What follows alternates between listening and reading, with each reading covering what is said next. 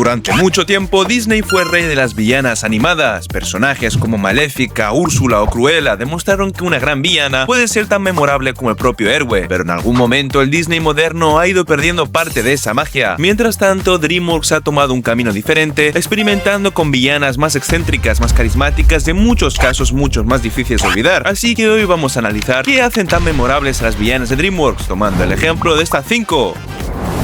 Eres un don nadie. Como personaje, Lola es mucho más memorable del que podría parecer a simple vista. Aunque no es la villana principal del espantatiburones y tampoco tiene demasiado tiempo en pantalla, consiguió dejar una impresión enorme en los espectadores. Parte de ello se debe a su diseño visual. Al ser un pez león, destaca inmediatamente por sus colores llamativos, su aspecto elegante y una presencia que hace que todas las miradas se dirigen hacia ella cada vez que aparece en escena. También ayuda mucho la interpretación de Angelina Jolie, cuya voz aporta al personaje una mezcla de confianza, encanto y seducción que encaja perfectamente con su personalidad. Desde el primer momento transmite la sensación de que sabe exactamente cómo conseguir lo que quiere. Pero lo que realmente diferencia a Lola de las otras villanas de DreamWorks es que sus ambiciones son mucho más terrenales. No quiere conquistar reinos ni dominar el mundo, lo único que quiere es fama, dinero y estatus. Es una motivación sencilla, pero precisamente por eso resulta tan reconocible. Todos hemos conocido a alguien que se acerca a los demás por interés o que busca relacionarse con quien puede ofrecerle algo a cambio. Además, Lola no posee poderes mágicos ni una fuerza extraordinaria. Su única arma es la manipulación. Utiliza su atractivo, su carisma y su capacidad para influir en los demás para conseguir sus objetivos. Es un tipo de antagonista mucho más realista que otros villanos porque se basa en comportamientos que existen en la vida real. Su papel también es fundamental en la historia de Oscar. Lola representa todo aquello que él cree desear: popularidad, riqueza y reconocimiento. Por eso se convierte en una tentación constante que lo aleja de quienes realmente se preocupan por él. A través de ella, la película refuerza uno de sus mensajes principales: las apariencias y la fama pueden ser muy atractivas, pero no siempre conducen a la felicidad. Y aunque aparece relativamente poco, cada una de sus escenas tiene un propósito claro. No está ahí para rellenar tiempo, cada aparición impulsa la trama o desarrolla el conflicto de Oscar. Eso hace que el público la recuerde mucho más de lo que cabría esperar para un personaje secundario. Por último, hay un factor que no se puede ignorar. Para muchos espectadores, Lola fue uno de sus primeros crush animados. Su diseño, su actitud y su enorme carisma hicieron que destacara por encima de muchos otros personajes de la película. Y quizá esa sea la razón definitiva por la que sigue siendo tan recordada más de 20 años después, porque no necesitó ser la villana principal para convertirse en uno de los personajes más inolvidables del espantatiburones.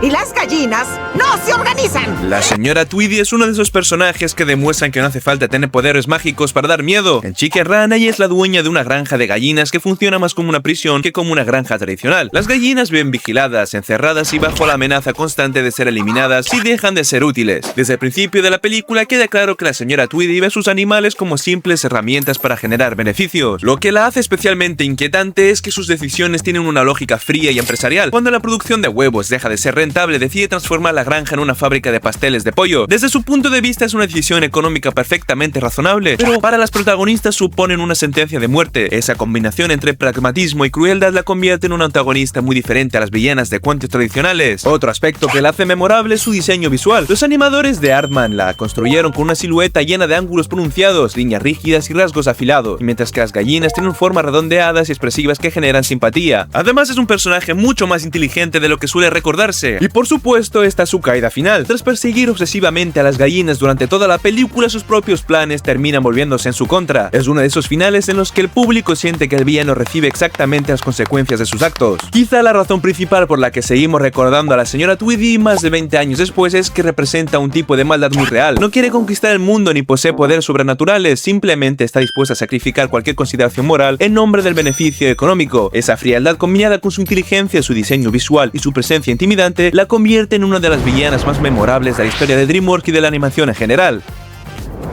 Creo que no nos escuchan, pichoncito. La hada madrina de Shrek 2 es uno de los mejores ejemplos de cómo DreamWorks tomó un personaje clásico de los cuentos de hadas y lo transformó por completo. Tradicionalmente, una hada madrina es una figura bondadosa que ayuda a los protagonistas a alcanzar su final feliz. Sin embargo, en esta película ocurre justo lo contrario. El personaje que debería representar la magia, la esperanza y la ayuda desinteresada termina convirtiéndose en la principal amenaza para los héroes. Lo primero que la hace memorable es su papel dentro de la historia. A diferencia de otros villanos que recurren a la fuerza o al miedo, ella ejerce su poder a través de la influencia y el control. Es una poderosa hechicera hechicera, pero también una mujer de negocios que ha construido toda una industria alrededor de la idea de vender sueños y finales felices. Su fábrica de pociones refleja perfectamente esa visión. Para ella la felicidad no es algo que ocurra de forma natural, sino un producto que puede fabricarse, venderse y manipularse. Su motivación también resulta especialmente interesante. Años antes de los acontecimientos de la película hizo un trato con el rey Harold para que Fiona terminara casándose con su hijo, el príncipe encantador. Cuando descubre que Fiona se ha enamorado de Shrek y ya está casada con él, ve cómo todos sus planes se derrumban. A partir de ese momento intenta recuperar el control de la situación utilizando tanto la magia como la manipulación emocional. También es imposible hablar del personaje sin mencionar el clímax de la película. Durante la secuencia final interpreta una versión de la canción Holding Out of a Hero, mientras varios acontecimientos ocurren simultáneamente en el castillo. La mezcla entre música, acción, humor y tensión convirtió esa escena en uno de los momentos más recordados no solo de Shrek 2, sino de toda la franquicia. Incluso décadas después sigue siendo una de las secuencias más celebradas por los fans.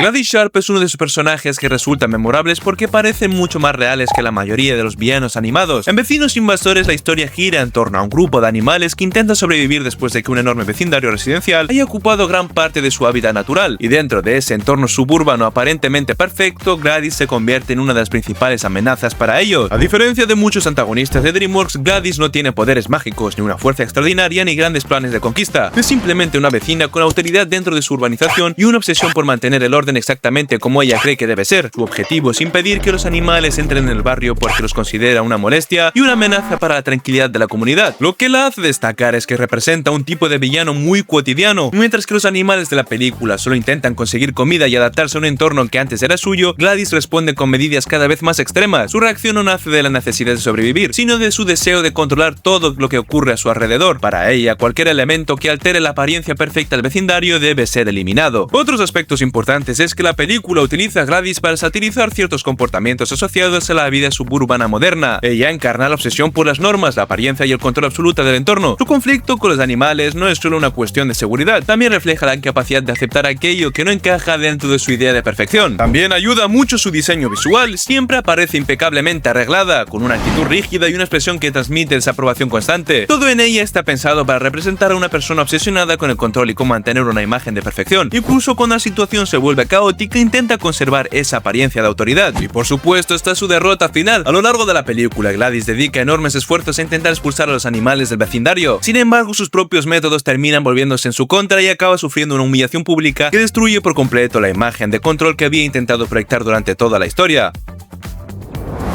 Se las verán conmigo. Chantal Dubois es probablemente una de las antagonistas más extravagantes que ha creado DreamWorks. En Madagascar 3 los protagonistas intentan regresar a Nueva York, pero su camino se cruzan con esta implacable agente de control animal de Mónaco, cuya obsesión por capturar animales fugitivos la convierte en la principal amenaza de toda la película. Lo primero que hace memorable a Dubois es la claridad de su objetivo. Desde el momento en que descubre la existencia de Alex, decide capturarlo para añadir su cabeza a su colección de trofeos. A diferencia de otros villanos que ocultan sus intenciones o desarrollan planes complejos, Dubois persigue su meta de forma directa y obsesiva. Nunca duda, nunca cambia de opinión y nunca abandona la persecución. También destaca por su personalidad desmesurada. La saga Madagascar siempre ha apostado por el humor exagerado, pero Dubois lleva esa idea al extremo. Es capaz de atravesar ciudades enteras, sobrevivir a accidentes imposibles y reaparecer constantemente cuando parece que ha sido derrotada. La película la presenta casi como una fuerza de la naturaleza, una amenaza que siempre encuentra la forma de volver. Su diseño visual también contribuye enormemente a que destaque. Mientras muchos personajes de la película están inspirados en animales o artistas de circo, Dubois posee una apariencia teatral exagerada que encaja perfectamente con el tono de la historia. Otro elemento que la distingue es el equilibrio entre comedia y amenaza. Muchas de sus escenas son absurdamente divertidas, pero al mismo tiempo representa un peligro real para los protagonistas. Esa combinación es difícil de conseguir, ya que un villano demasiado cómico suele dejar de parecer amenazante. Dubois consigue ser ambas cosas a la vez. Su derrota final resulta especialmente satisfactoria porque refleja al mismo tiempo la situación que los protagonistas habían sufrido anteriormente. Después de pasar toda la película persiguiendo animales para encerrarlos y transportarlos, termina siendo capturada y enviada lejos de Mónaco. Es una forma de justicia poética que encaja perfectamente con el tono humorístico de la saga. Entonces, después de ver todas estas villanas, surge la pregunta: ¿qué es lo que realmente las hace tan memorables? La respuesta es que ninguna depende únicamente de la fuerza o de la magia. La señora Tweedy impone miedo gracias a su frialdad y su obsesión por la productividad. El hada madrina manipula a los demás escondiendo sus verdaderas intenciones detrás de una sonrisa amable. Gladys Sharp convierte algo tan cotidiano como las normas de una comunidad en una herramienta de control. Lola utiliza el encanto y la ambición para conseguir conseguir lo que quiere, y Chantel Dubois transforma una simple persecución en una obsesión imparable. Todas son diferentes pero comparten algo fundamental, tienen personalidad propia, no están ahí solo para obstaculizar a los protagonistas, tienen objetivos claros, motivaciones reconocibles y una presencia capaz de dominar cada escena en la que aparecen. Y quizás esa sea la verdadera razón por la que seguimos recordándolas años después, porque representan miedos y defectos muy humanos: la codicia, la obsesión por el control, la ambición, el egoísmo, la necesidad de imponer nuestra voluntad sobre los demás. Algunos viven en cuentos de hadas, otras en granjas, suburbios o ciudades de lujo, pero todos reflejan comportamientos que existen en la vida real. DreamWorks entendió algo que muchos estudios tardaron años en descubrir: un gran villano no es necesariamente el más poderoso, es el que consigue que al público lo recuerde mucho después de que termine la película, y por eso, aunque hayan pasado décadas desde sus estrenos, estas villanas siguen ocupando un lugar especial en la memoria de toda una generación. Y hasta aquí terminamos el vídeo de hoy. Por favor, deja un like y suscríbete si te ha gustado y nos vemos hasta la próxima. ¡Chao!